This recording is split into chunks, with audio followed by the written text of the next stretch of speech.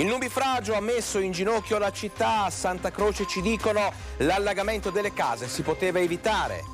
Quinta giornata di banchetti promossa dai sindacati per salvare l'Isaac, superate 2000 firme.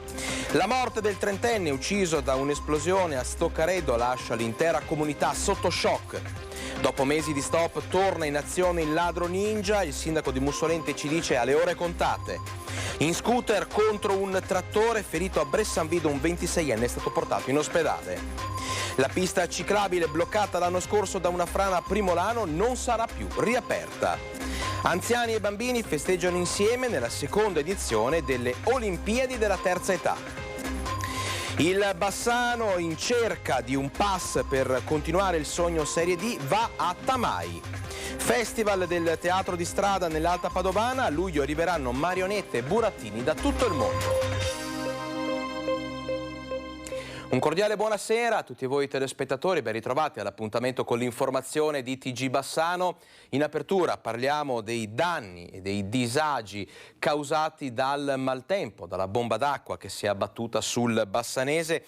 Il nubifragio di ieri ha messo in ginocchio la città. Noi siamo andati in quartiere Santa Croce, dove i residenti ai nostri microfoni ci hanno detto che già da tempo avevano allertato di questi problemi, di questi pericoli l'amministrazione comunale. Il nubifragio con grandine e vento che si è abbattuto sul Bassanese ha lasciato il segno. Interi quartieri di Bassano sono stati allagati, in particolar modo nella zona sud della città. La combinazione pioggia-grandine ha rapidamente ostruito i tombini, formando veri e propri ruscelli ai bordi delle carreggiate e mandando in tilt il traffico. Particolarmente colpiti via Monsignor Negrin, quartiere Firenze, Cabaroncello e la zona del quartiere Santa Croce, dove sono stati allagati garage e cantine. Siamo in via Mozart, qui i danni del maltempo sono stati consistenti, soprattutto perché l'acqua da una zona poco lontana è defluita in quest'area. Che cosa è successo ieri? A un certo punto vi siete ritrovati con quasi 30 centimetri di acqua. Con un lago, praticamente sembrava l'Emilia-Romagna.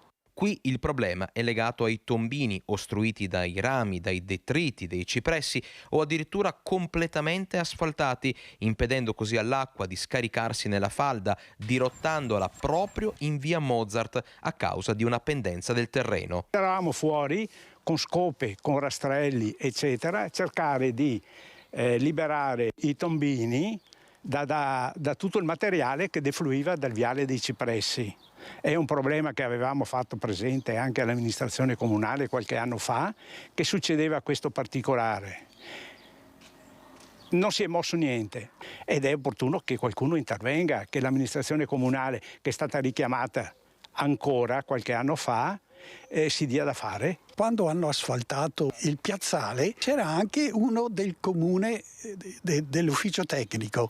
Io ho detto abbassati di 2-3 centimetri in modo che l'acqua venga sparpagliata in tutto il piazzale. E quello del comune mi ha detto: cosa vuole sapere lei? E mi ha mandato via. È venuto dentro tanta acqua così, nella taverna, nel garage, dappertutto è scantinato. E così oggi si contano i danni, ma soprattutto si lavora per prevenirne altri. Se noi i tombini si otturano e se non provvediamo noi l'acqua si alza e siccome abbiamo i garaggi, se l'acqua va giù i danni sono enormi. E sono stati tantissimi i video, le chiamate che abbiamo ricevuto in redazione, questo a testimonianza dello stretto legame che unisce Rete Veneta con voi cittadini. Di questo vi ringraziamo e chiaramente racconteremo le vostre storie e continueremo a parlare anche di sicurezza legata proprio alla questione idrogeologica in città e non solo. Adesso voltiamo pagina, quinta giornata di banchetti promossa dalle sigle sindacali CGIL, CISL e UIL per raccogliere le firme al fine di salvare l'Isaac. È stata superata quota 2000 sottoscrizioni. Evidentemente è un problema molto sentito dai cittadini bassanesi e hanno capito anche l'importanza che queste strutture rimangano assolutamente pubbliche. Oltre 2000 firme raccolte dalle sigle sindacali unitarie per salvare l'ISAC di Bassano. Sul piatto la situazione in cui si trovano gli anziani ospiti, i lavoratori e le lavoratrici ridotti all'osso e costretti a turni estenuanti, ma soprattutto il rischio privatizzazione delle 2 case di riposo pubbliche. CGIL, CISL e UIL hanno la ferma volontà di sensibilizzare l'opinione pubblica, di far sentire la voce della gente, soprattutto dopo la sfiducia data al Consiglio di amministrazione ISAC da un intero Consiglio comunale, Sindaca Pavani in primis. Siamo un po' un paradosso. Abbiamo il Consiglio comunale che per la prima volta unanimemente sfiducia questo Consiglio di amministrazione, questa presidenza, questa direzione che non si dimette. Questo tentativo che ormai da mesi sta portando avanti di una privatizzazione strisciante attraverso subappalti di alcuni servizi, dall'altra parte una consistente riduzione del personale che sta portando una qualità dei servizi per gli ospiti assolutamente non accettabile. Forse loro si arroccano sulla loro posizione, però io penso che dovrebbe anche essere nel loro interesse provare a cambiare e dare delle risposte alle persone. E l'invito alla cittadinanza a continuare questa battaglia a fianco dei sindacati. Io insisto e vi invito tutti, chi non l'ha fatto, a passare a firmare. Se organizzeremo delle altre giornate, grazie anche a Retta Veneta, magari vi invitiamo a firmare. Ci spostiamo adesso a Gallio perché la morte di Riccardo Baù, il trentenne ucciso da un'esplosione nella sua abitazione a Stoccareddo, ha lasciato l'intera comunità sotto shock. Ai nostri microfoni il sindaco Emanuele Munari. Morire per un ordigno conficcato in un appartamento veramente è inverosimile, è inverosimile. Non trova pace la comunità di Stoccareddo dopo la morte di Riccardo Baù, ucciso da un'esplosione giovedì mattina mentre aiutava il padre e il fratello in alcuni lavori di muratura nella loro abitazione di via Colfuste. Un tubo che nascondeva al suo interno dell'esplosivo, quello tagliato accidentalmente da Riccardo, un'amara sorpresa che il trentenne ha pagato con la vita. Quello che è accaduto al giovane Riccardo Baù ha dell'inverosimile, inverosimile perché chi va a pensare, chi va a immaginare che in una casa come quella purtroppo dove è accaduta questa tragedia fossero annidate ben 2 bombe. 2 bombe, o meglio 2 torpedi Nebettica, potenti ordigni della Prima Guerra Mondiale che ora lasciano l'intera frazione di Stoccareddo col fiato sospeso. Qui adesso c'è da mettere in sicurezza in primis ovviamente quella casa togliendo l'altra bomba e soprattutto capire quanto questa vecchia usanza sia oggi ancora letale all'interno di alcune case di Stoccareddo. E adesso diventa un problema capire come monitorare e mettere in sicurezza tutte quelle abitazioni risalenti a quel periodo che magari potrebbero essere ancora oggi interessate con qualche bomba all'interno, perché veramente non si può morire in questo modo.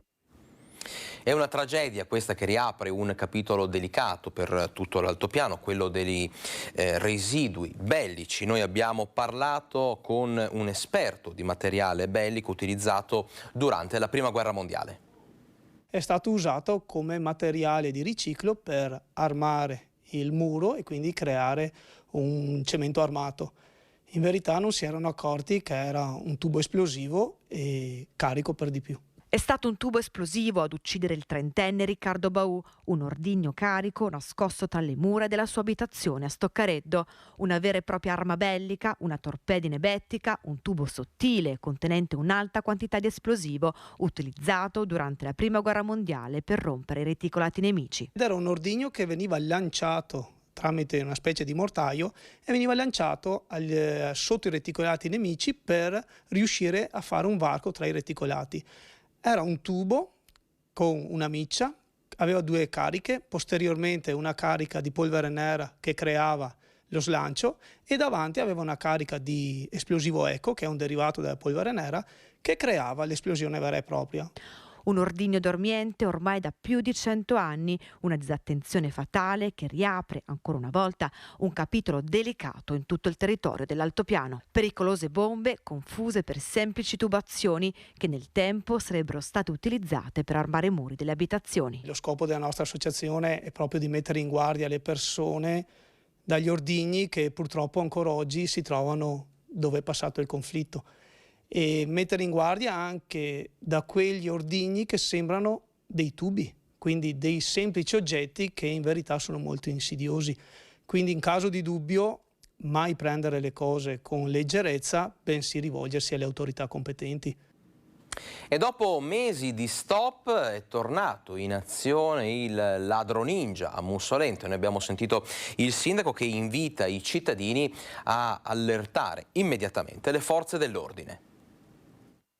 Allarme furti in abitazione a Mussolente, torna in azione quello che nei mesi scorsi era stato battezzato il ladro ninja. Abiti total black con tanto di cappuccio, aveva compiuto decine di colpi nell'area della Pedemontana ed era sparito da qualche tempo. Ora è sceso a Mussolente colpendo soprattutto nella zona a nord del comune. La metodologia è sempre la solita, quindi il buco sulla finestra, questo gira in bici con uno zainetto e quindi è da fare molta attenzione anche durante il giorno, perché molto probabilmente questo ladro seriale si cerca, diciamo così, la preda, quindi la casa, durante la giornata. Sui social è subito scattato l'alert con tanto di immagini della modalità d'azione del ladro seriale divulgate da alcune delle sue vittime. Il sindaco dal suo canto è in stretto contatto con i carabinieri e invita la cittadinanza a chiamare le forze dell'ordine. Bisogna che la gente collabori con i carabinieri e altre forze di polizia, evidentemente, al fine di riuscire a dare i giusti dettagli di quello che può essere anche una cosa diversa da quello che normalmente nella quotidianità succede. Per chi è dotato di sistema di videosorveglianza, poi... E il consiglio è quello di tenerle aperte evidentemente anche tutta quanta la notte e di ritagliare quei frame che servono anche alle forze dell'ordine per incastrare questo delinquente, perché lo chiamiamo col proprio nome, che sta creando paura in tutta la zona. Probabilmente alle ore contate. Gli inquirenti stanno chiudendo il cerchio su questo. In scooter contro un trattore, è successo oggi pomeriggio a Bressanvido. Bressanvido. È ricoverato all'ospedale San Bortolo di Vicenza il 26enne di Bolzano Vicentino, vittima di un incidente nel pomeriggio. Il giovane in sella alla sua moto Aprilia si è schiantato contro un trattore. L'impatto è avvenuto in via Bassanese dopo le 14. Le cause del sinistro sono in corso di accertamento da parte degli agenti di polizia locale del Consorzio Nord-Est Vicentino, intervenuti per i rilievi. Il mezzo agricolo, che viaggiava in direzione Bassano, si sarebbe spostato sulla sinistra per entrare in un appezzamento agricolo, ma il motociclista, sopraggiunto nella stessa direzione, non avrebbe potuto evitare l'impatto. Il giovane è stato trasportato al pronto soccorso dal personale del SUEM in codice giallo. Torniamo adesso a parlare della pista ciclabile bloccata dopo la frana a Primolano. Abbiamo ascoltato le parole del sindaco che ci dice che appunto la pista non riaprirà. Dopo la frana dei mesi scorsi in territorio di Primolano a Valbrenta, che ha bloccato la pista ciclopedonale, sono numerose le richieste arrivate da chi vorrebbe tornare a praticare la ciclabile. Purtroppo la situazione non è così semplice, ci spiega il sindaco Luca Ferrazzoli. Lì di fatto è venuto giù un pezzo di montagna che ha invaso con pietre di dimensioni enormi anche il fiume Brenta. Quindi di fatto è impensabile di riaprire una ciclopista in quella tratta lì. Quindi noi abbiamo ottenuto come Comune di Valbrenta e quindi Comune di Cismon prima e Comune di Valbrenta dopo un finanziamento di 3,5 milioni di euro che contempla anche il bypass di questa tratta in sinistra Brenta.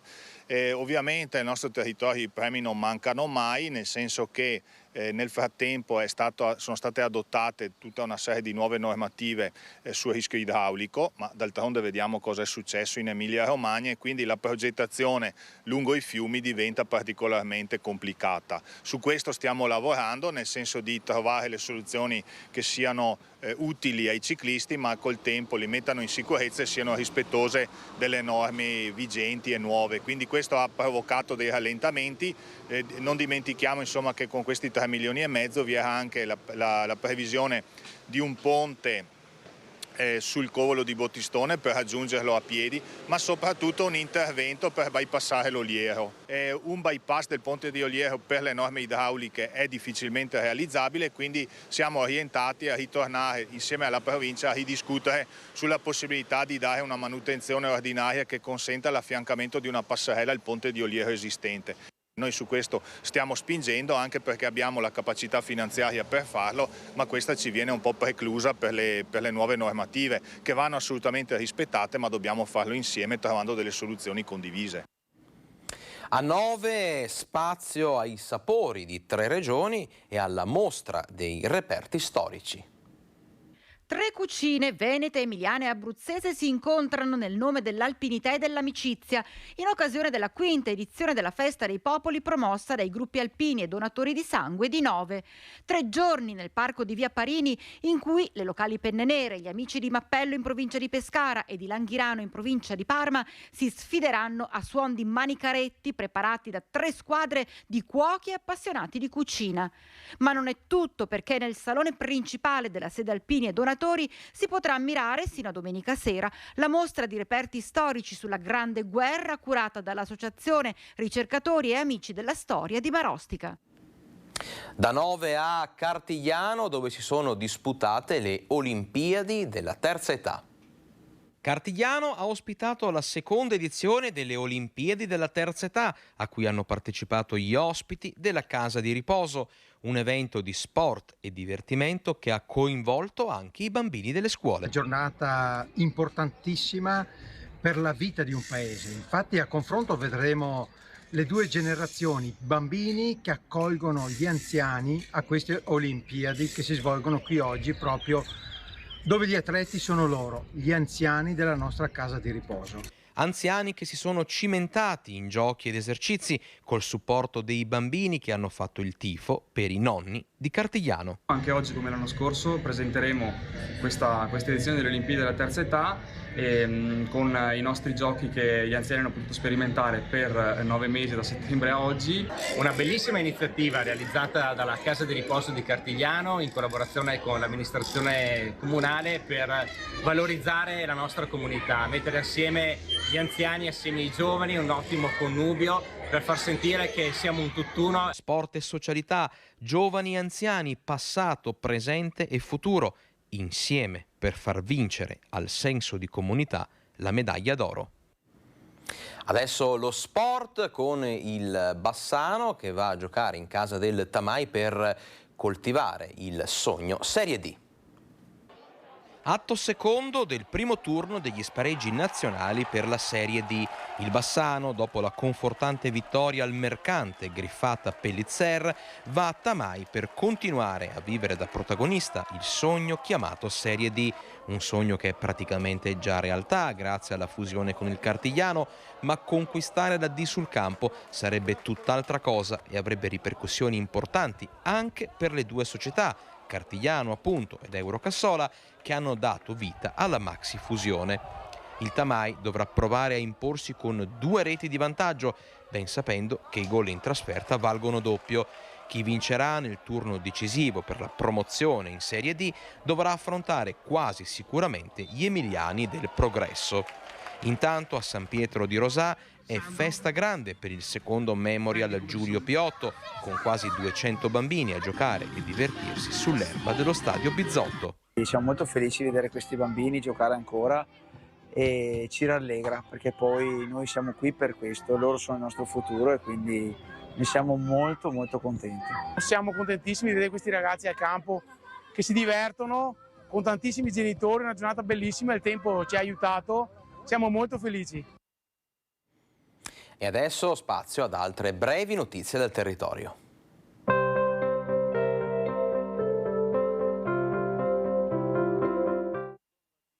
Anche San Zenone ha celebrato la festa del 2 giugno, festa della Repubblica, con una cerimonia ufficiale e la consegna della Costituzione della bandiera italiana ai neo-18enni del comune, oltre al tricolore a 3 gruppi alpini. In occasione di una serie di competizioni ciclistiche in programma a Colceresa domani, domenica 4 giugno, la viabilità sarà modificata con sospensione temporanea del traffico tra via Papa Giovanni XXIII e via Soprachiesa. Riaperta a Riese Pio X la casa natale di Papa Sarto. Al momento si potrà visitare solo la casa dove nacque San Pio X, escluso il museo dove i restauri sono ancora in corso. La struttura sarà aperta tutte le mattine dal martedì alla domenica, anche al pomeriggio il fine settimana. Festival del teatro di strada nell'Alta Padovana, arriveranno marionette e burattini da tutto il mondo. Il 7, 8 e 9 luglio Carmignano di Brenta ospiterà il Festival internazionale del teatro di figura. Protagonisti burattini, marionette e pupazzi. È la 7ª edizione del MAPU che richiama da anni burattinai, marionettisti e artisti di strada da tutto il mondo nelle piazze e nei giardini dei comuni più belli dell'Alta Padovana. Questa nuova edizione presenta diverse novità. Innanzitutto si inserirà nella cornice dell'estate carmignanese, nota manifestazione che vede la via principale di Carmignano diventare pedonale e ospitare eventi, musica e buon cibo. Il festival si svolgerà per la prima volta in veste serale lungo via Marconi, dove saranno collocati 3 palchi. Vi aspettiamo a Carmignano di Brenta, in piazza Marconi, il 7, 8 e 9 luglio, per il grande Festival internazionale del teatro di figura. Una rassegna culturale dedicata ai più piccoli, con tantissimo divertimento e tantissimi momenti dedicati ai più piccoli, dagli spettacoli con le marionette, spettacoli con i burattini, a tantissimi laboratori di creatività che trasformeranno il nostro centro proprio in un mondo fiabesco. Nell'arco delle 3 serate si susseguiranno spettacoli di ogni genere, dai classici burattini a guanto, al circo, alle marionette a filo, ai concerti musicali, dagli spettacoli in cui i pupazzi interagiscono con gli attori, ai teatrini in miniatura con spettacoli di pochi minuti a cui può assistere un solo spettatore per volta, dal musical ispirato alla fiaba al teatro con le maschere. È tutto per questa edizione di TG Bassano. Prima di salutarci però vi ricordo in prima serata il film del sabato sera. Questa sera andrà in onda Iron Lady con Meryl Streep. Non mi resta che ringraziarvi a questo punto per aver scelto l'informazione di Rete Veneta e vi auguro una buona serata.